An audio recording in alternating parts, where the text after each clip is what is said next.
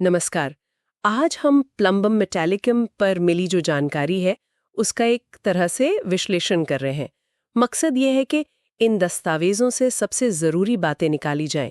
ये स्रोत प्लम्बम की एक ऐसी तस्वीर पेश करते हैं जो कई मायनों में आधुनिक आर्टेरियोस्क्लेरोसिस यानी धमनी काठिन्य के लक्षणों जैसी है। हाँ, बिल्कुल। और इसमें सबसे अहम बात शायद यह है कि ये स्थिति अचानक नहीं आती। ये धीरे धीरे बहुत धीरे धीरे पनपती है।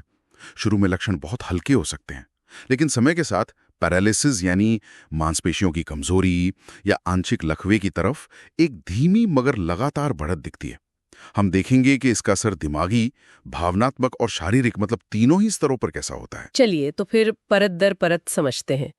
सबसे पहले दिमागी स्तर पर आते हैं। हाँ। क्या खास है? स्रोत बताते हैं कि एक सुस्ती सी आ जाती है, जड़ता। हाँ, बिल्कुल। एक सुस्ती या कह सकते हैं जड़ता। बाहरी दुनिया की बातों को समझने में, उन पर प्रतिक्रिया देने में देर लगती है। अपनी भावनाओं को भी व्यक्त करने में धीमापन आ जाता है। यहाँ तक कि शारीरिक प्रतिक्रियाएं भी धीमी हो सकती हैं।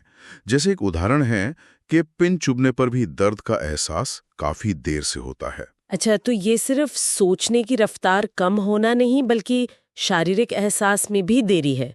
ये तो काफी अलग बात है। हाँ, बिल्कुल। और ये सुस्ती याददाश्त पर भी असर डालती है। खासकर सही शब्द याद करने में दिक्कत होती है। मरीज को बात करते हुए सही लफ्ज ढूंढने में बहुत कोशिश करनी पड़ती है। ऐसा लगता है जैसे दिमाग के उस हिस्से में खून का दौरा ठीक से नहीं हो रहा, जो शब्दों को याद रखता है। सवालों के जवाब भी देर से देते हैं। लेकिन हाँ, ये समझना जरूरी है कि ये फॉस्फोरस जैसी दिमागी खालीपन या मरकरी जैसी भ्रम की स्थिति से अलग है। ये वैसा धीमापन नहीं है। समझ गए।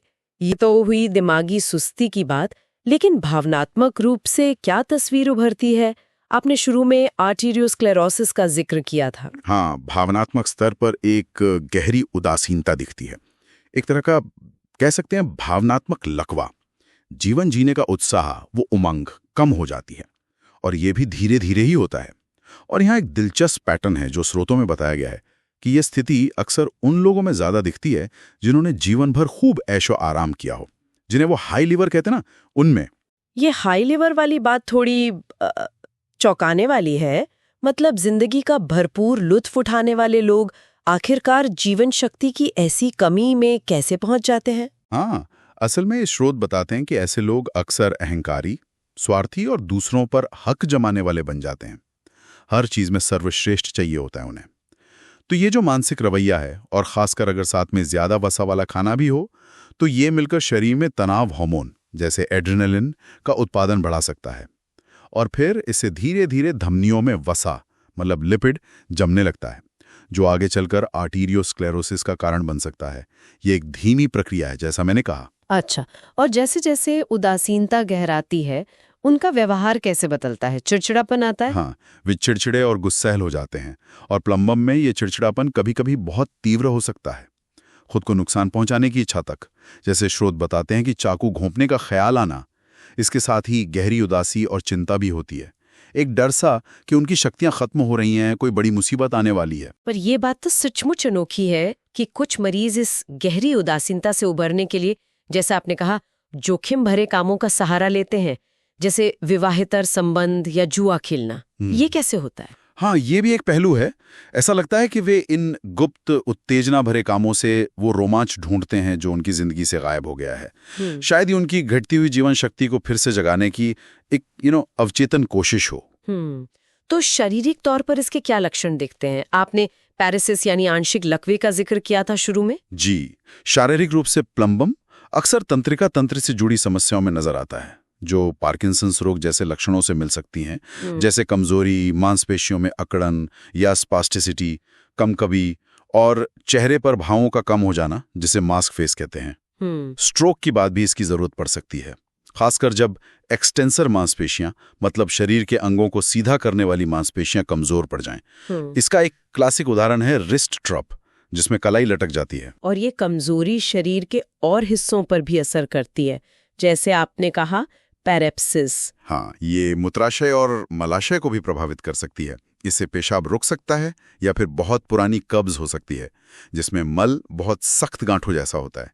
और एक बहुत ही खास लक्षण जिसका जिक्र बार बार आता है वो है नाभि के आसपास खिंचाव या सिकुड़न महसूस होना, जैसे कोई डोरी अंदर की तरफ खींच रही हो। ये एहसास पेट या सीने में कहीं और भी हो सकता है। काफी विशिष्ट है ये। अच्छा, स्रोतों में इसकी तुलना एल्यूमिना से भी की गई है ना? उनमें क्या मुख्य फर्क है? हाँ, तुलना की जाती है क्योंकि बूढ़ों में सुस्ती होती है, लेकिन एल्यूमिनिया में भ्रम की स्थिति ज्यादा स्पष्ट होती है, कंफ्यूजन ज्यादा होता है। और एल्यूमिना का लकवा ज्यादातर ढीला मतलब फ्लैसिड होता है। मांसपेशियां बिल्कुल ढीली पड़ जाती हैं, उनमें जान नहीं रहती, और ये अक्सर टांगों पर असर करता है। जबकि प्लम्बम का लकवा ज्यादा अकड़न वाला होता है, स्पास्टिक, जैसा मल्टीपल स्क्लेरोसिस या पार्किंसंस में दिखता है, और ये अक्सर हाथों और बाजुओं को प्रभावित करता है। तो कुल मिलाकर इन स्रोतों से प्लम्बम मेटालिकम की काफी जटिल तस्वीर सामने आती है। एक धीमी गति से बढ़ने वाली स्थिति जिसमें दिमागी सुस्ती है, भावनात्मक उदासीनता है और तंत्रिका तंत्र से जुड़े गंभीर शारीरिक लक्षण भी हैं। बिल्कुल, और वो हाई लेवल वाली पृष्ठभूमि और फिर उस उदासीनता से लड़ने के लिए वो जोखिम भरा व्यवहार अपनाना, ये सब मिलकर इसे एक बहुत ही अनूठी स्थिति बनाते हैं। जाते जाते एक विचार छोड़ जाते हैं सोचने के लिए। जिस धीमी और छुपी हुई प्रकृति से प्लम्बम मेटालिकम की स्थिति विकसित होती है, उसे देखते हुए शुरुआती दौर में इसे पहचान पाना कितना मुश्किल हो सकता है।